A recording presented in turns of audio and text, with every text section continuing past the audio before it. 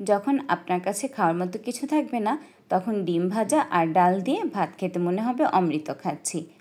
এই তো সেদিন ভারী বৃষ্টিপাতের কারণে গ্যাস, বিদ্যুৎ ও পানির সংযোগ বন্ধ ছিল।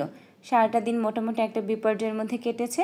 আর আমার ধারণা ঢাকাবাসী যারা ছিলেন মোটামুটি সবারই একটা বিপর্যয় গেছে। হ্যালো ভিউয়ার্স, আসসালামু আলাইকুম। আশা করি যে যেখানে আছেন আল্লাহর রহমতে ভালো আছেন। লাইফস্টাইল বাই সাদিয়ার পক্ষ থেকে আমন্ত্রণ জানাচ্ছি। বর্ষাকালে বৃষ্টি হবে, এটা খুবই স্বাভাবিক ব্যাপার। তবে সেই সাথে সকল নাগরিক সুযোগ সুবিধা বন্ধ হয়ে যাবে, এটা কিন্তু স্বাভাবিক নয়। সেদিন তো সকালের নাস্তা, দুপুরের খাবার কিছুই রেডি করতে পারিনি।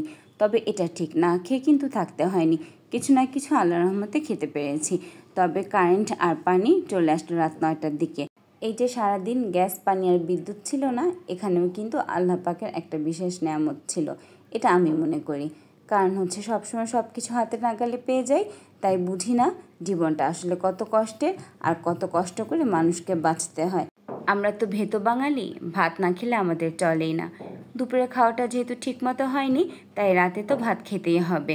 তাই দ্রুতই ডাল বসিয়ে দিলাম। আর বাসায় সামান্য মিষ্টি কুমড়া ছিল, অল্প একটু চিংড়ি মাছ বের করে মিষ্টি কুমড়াটাকে ভাজি করে নিলাম। আসলে যত দ্রুত সম্ভব চেষ্টা করলাম একটু খাবারটা রেডি করে নিই। ছুটির দিনে একটু ভালো মন্দ খাবার না হলে আমাদের মনটা যেন একটু কেমন করে। যাই হোক, সেদিন আমি বুঝতে পেরেছি ভালো খাবার আর মন্দ খাবার বলে কিছু নেই। আল্লাহ পাক দয়া করে আমাদেরকে যা রিজিক দান করেন সেটা আমাদের জন্য অনেক বড় নেয়ামত। যাই হোক, আমি চিংড়ি মাছটাকে ভেজে তার মধ্যে সামান্য হলুদ ও স্বাদ মতো লবণ দিয়ে ভেজে নিচ্ছি। চিংড়ি মাছটাকে আমি একটু ভালো করে ফ্রাই করি। আসলে চিংড়ি মাছটাকে একটু ডিপ ফ্রাই করলে চিংড়ির ফ্লেভারটা কিন্তু বেশ ভালো আসে। মিষ্টি কুমড়া ভাজি বসিয়ে দিয়ে এদিকে আমি 2টো ডিম একসাথে করে ভেজে নিচ্ছি। আমার কাছে সবসময় মনে হয় ডিম ভাজার সাথে আলু ভর্তা না হলে খাওয়াটা খুব একটা জমে না। তবে দেখেন, আমি কিন্তু সেদিন আলু ভর্তা ছাড়াই খুব সুন্দরভাবে ডিম ভাজা আর ডাল দিয়ে ভাত খেয়ে নিয়েছি। আসলে পরিস্থিতি আমাদেরকে শিখিয়ে দেয় কিভাবে কখন চলতে হবে।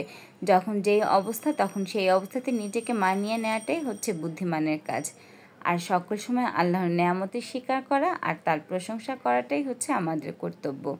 ডিম ভাজা হয়ে গেছে, এদিকে আমি মিষ্টি কুমড়াগুলোকে একটু নেড়ে চেড়ে দিচ্ছি। মিষ্টি কুমড়া ভাজিতে আমি সাধারণত এক্সট্রা কোনো পানি দেই না। ধোয়ার সময় কিছু না কিছু পানি থেকে যায়, ওই পানিটাতে অল্প আঁচে মিষ্টি কুমড়াটা ঢেকে দিলে খুব সুন্দরভাবে হয়ে যায়।